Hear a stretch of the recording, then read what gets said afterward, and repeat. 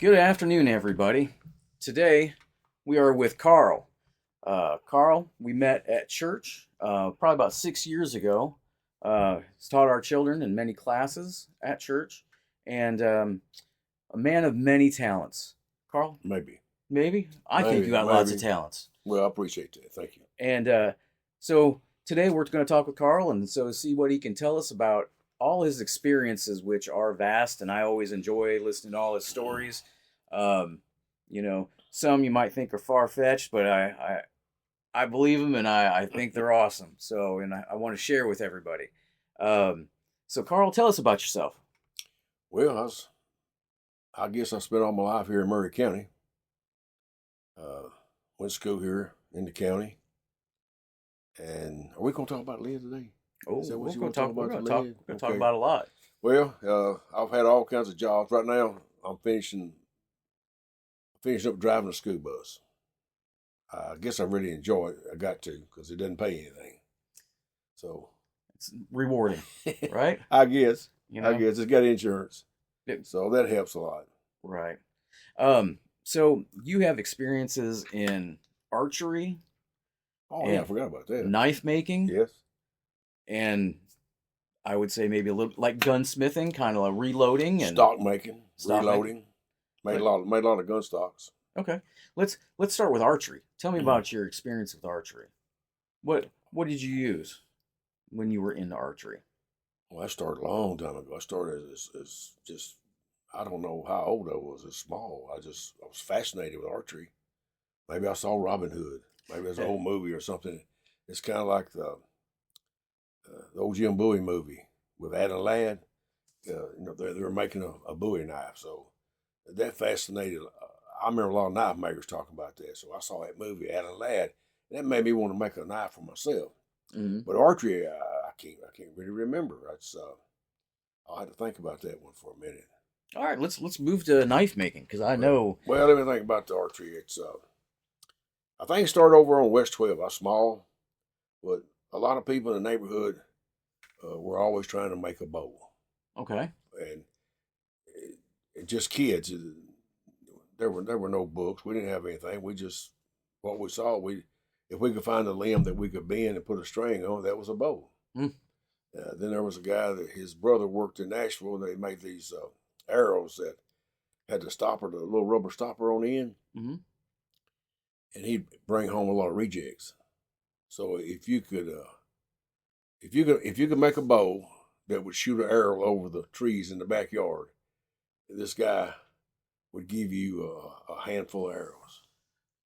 Nice. Yeah, yeah. Go home, beat out a nail and put it in so you can shoot the car shed.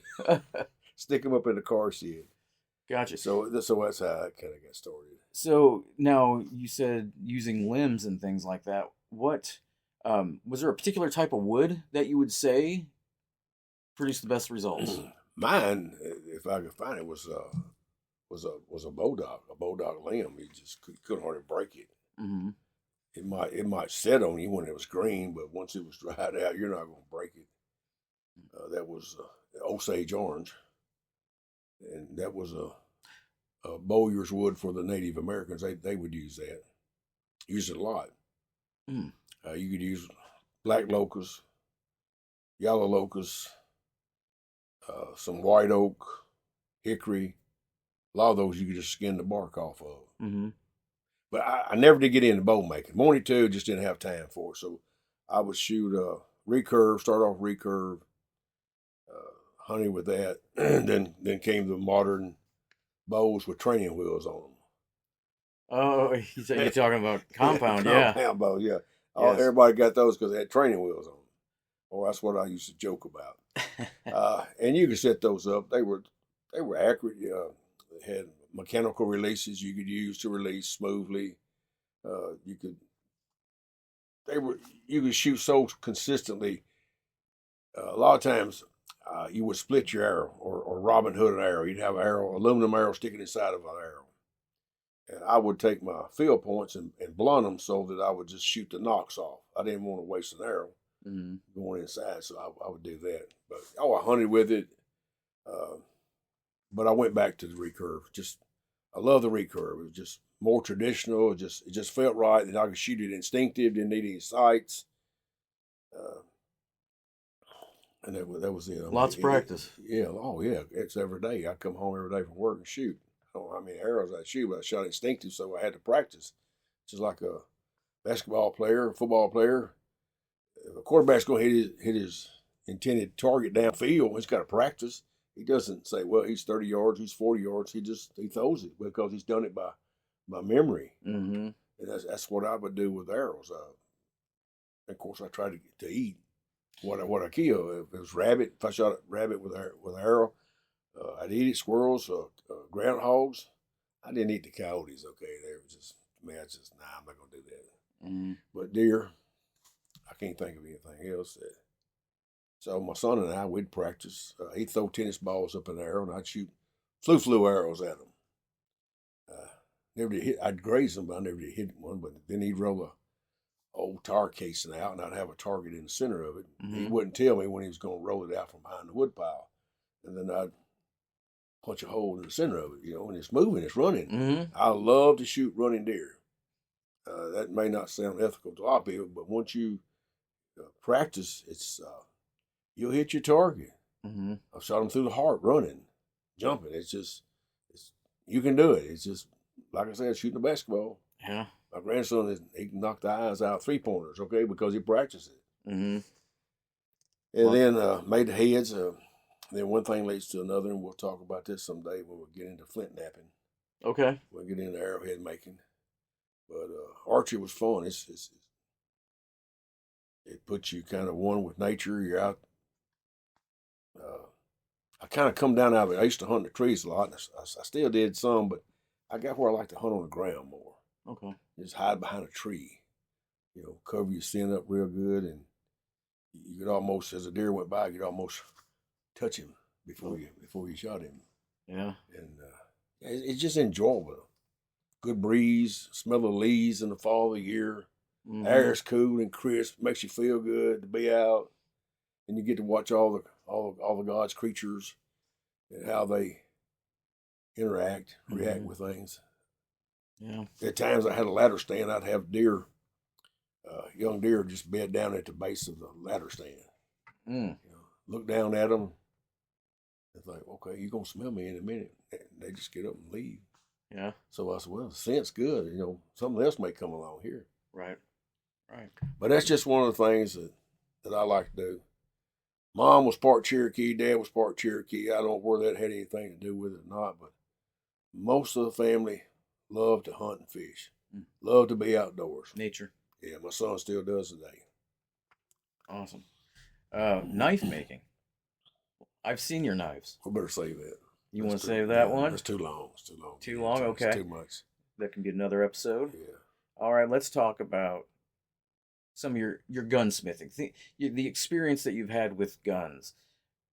Reloading. How many I've loaded up?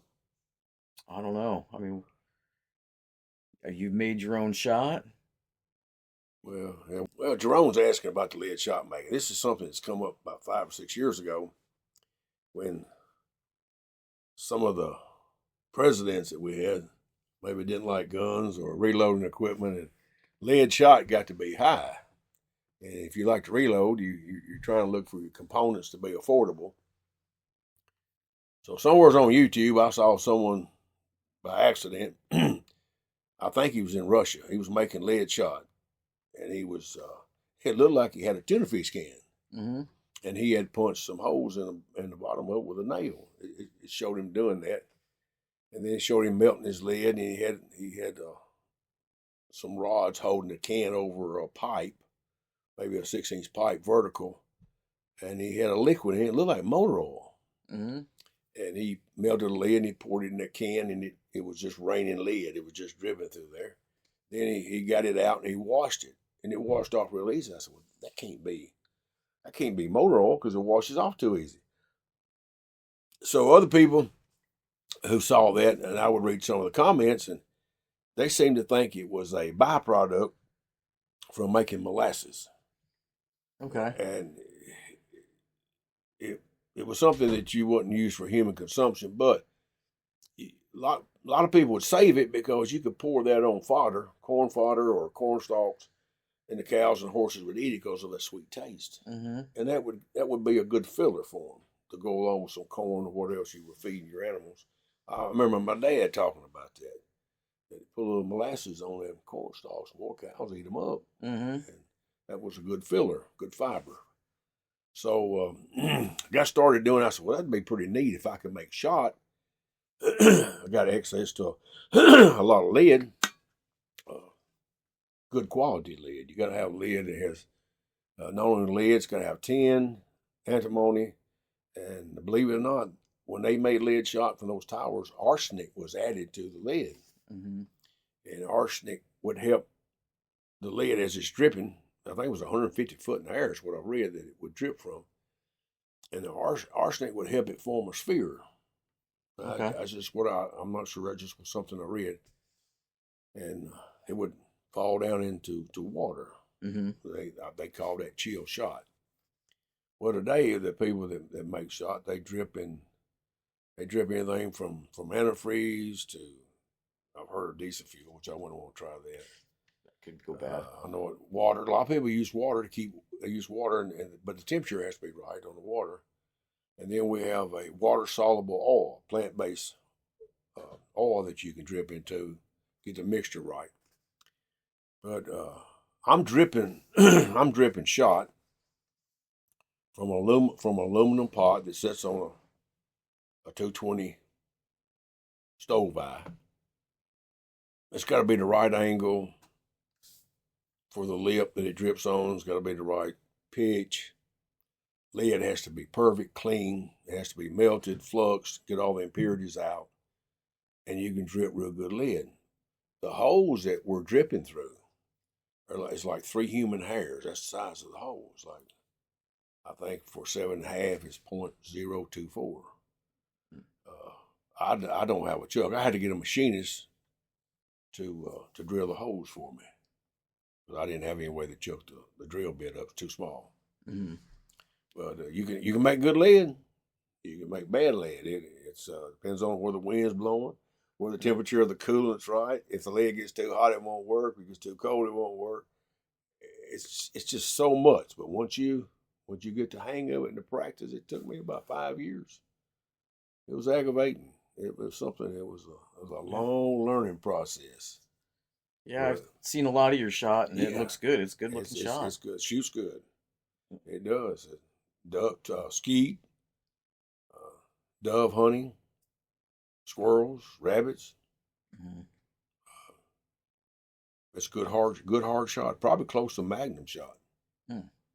But yes, a lot of people want to try that because it's something you do. You feel good about making your own shot. You feel good about making your own bullets. Mm-hmm. Wish I could make primers. Wish I could make powder, but I can't. Yeah. And you've made your own bullets before as well. Oh yeah, that's why I had the good lead on hand. I was casting bullets, pistol bullets is mostly what I cast. 9mm. 45 ACPs. It's a 44 Magnum, 357, 38. So that was good quality lead, good hard lead. You had the right mixture of alloy with it. Now soft lead you can't drip soft lead. I've never had any luck trying to drop soft lead. Just didn't work. What does it do? On your pot, you're constantly tapping on your pot trying to make it drip. It can make a little oblong. If your liquid is too cold, it can explode. Make popcorn. I've made a lot of popcorn. Mm. It's recyclable, but I've made a lot of popcorn. It's just one of those things that doesn't work well. It might work well dripping from a 150-foot tower. See, because it got so far to fall, then it's falling in water. Well, they're going to grade it out. You're not going to see all the defects they got. Mm-hmm. They just remelt that. They may be able, when they screen it, they may be able to have 9s, 8s, 7s, 7.5, 6s, all at one drop. Mm. See? So, I mean, they did like 8 tons a day. That's quite a bit. That's a lot of lead. Yeah. I always wonder how they get that lead at the top of the tower. Surely goodness they had some kind of lift or elevator or something. 150 foot. What did the heat with? They have gas. Or if they piped it up, the pipes would have to be heated to keep Yeah. it from. No, I seen them. They had a something they melted in, and they would pour stream. They had a stream coming into this big large screen over a hole, concrete floor, and had a hole in the middle. And this from the camera view downstairs, it's raining lead. That's scary. It's raining lead. So 8 tons, 8 tons. That's unbelievable. It's 8 tons a day. Yeah, I think that's what I read one time. 16,000 I think pounds. Remington and Winchester, they probably still have that shot tower. I think you can see it. What do they say on? Is it 40 I-40 West? Where you go through Arkansas, Remington. I think it's at Remington. They've opened it back up, and you can see the shot tower. May be able to go out there and visit. Interesting. Do a tour. They still use it? I think so. Interesting. I think so. I think they're still using it. It's a big demand. Yeah, lead. Yeah. See, we had this president, and like to use EPA, and all of our lead we mine now, we had to ship it to Mexico and get it refined, and we got to bring it back because we don't have any smelting places in the United States. A lot of jobs lost. Right. And if you melt lead, you can clean the air. They've always got towers that spray water that can clean all that. Kind of. It's a strange. Some presidents might want you not to have anything. Yeah, some 2A items are not popular. Well, amongst I know it. Some people just hate freedom seeds. Freedom seeds, yes. They don't want you to have any freedom seeds. Now, they want the freedom seeds, or they want their security guards to have freedom seeds, but, you got to get up 4 o'clock in the morning and go to work, and it's dark outside, and you come home and it's late. Maybe dark when you come home, and sometimes you need protection. You don't have a gated community to go to. You don't have 4 or 5 security guards watching over you, so you have to kind of protect yourself. Yeah, we do not. Now, I read something today. I didn't read the entire article, but they were trying to do another magazine limit ban. So, like, I don't know, 10 rounds or whatnot, and try to limit to 10 rounds, which I think at one time there was a capacity limit of 10 rounds, and some states have laws where you can't have so many rounds. Right. But outlaws always seem to have it. The bad guys always have guns. You see them on TV, and it's a film shootout, and there's a guy shooting a pistol. He's got a magazine this long. Right. Now, where did he get that thing? It's like 30, 40 rounds, and it's illegal, but he's got one. They, the criminals. And the poor police officer, he doesn't have that. See. They went from the revolvers to, I guess, Glock. There was other different rounds. Went from 9mm. They tried the 40, the 10mm. And I know there was another round, I believe, that they were going to try, but that one, I can't remember if it was Smith & Wesson or somebody made that particular round, and it went away real quick. They were trying to make it for law enforcement, but it never was adopted and went away. And I can't remember. I'd have to go back. I watched a video on it, I believe. Kind of some of those rare guns, with those rare calibers. Now, being a big hunter and everything like that, what caliber would you say, so if you were hunting, large game? How big a game? Let's say deer. Well, they've gone back and because I've seen a lot. They got new laws now that's legal. Let's say it's legal. It may be legal, but you may not be a good shot. Even if it's legal, you still got to have bullet placement.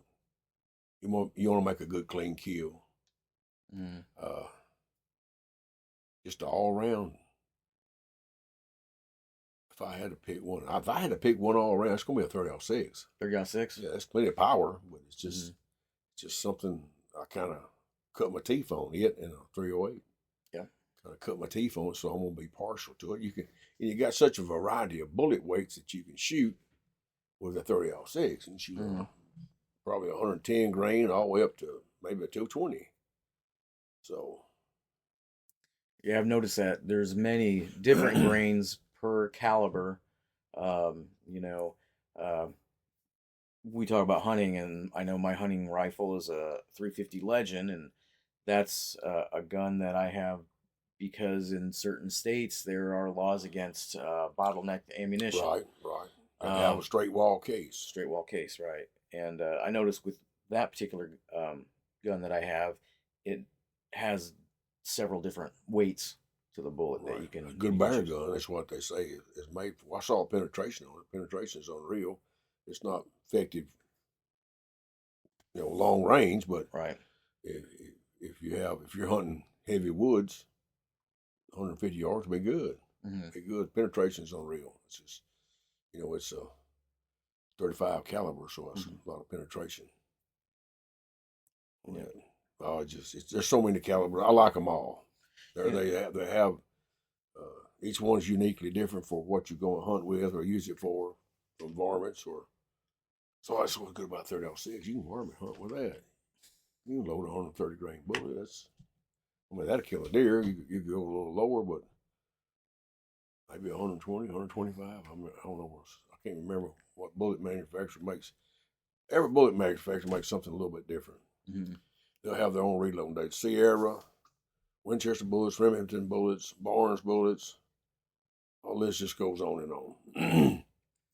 I know I have there was a gentleman that I was talking to at the range, and he does reloading, and I mean he was getting to the particular of what type of powder he was using, how much exactly he was using when he was reloading, what bullet he was doing, and he was staying consistent, but going and he would go and tweak, say, the powder, how much powder he used, and how it would kind of develop the consistency a little bit better, so he could repeat it and keep the grouping really good. Right.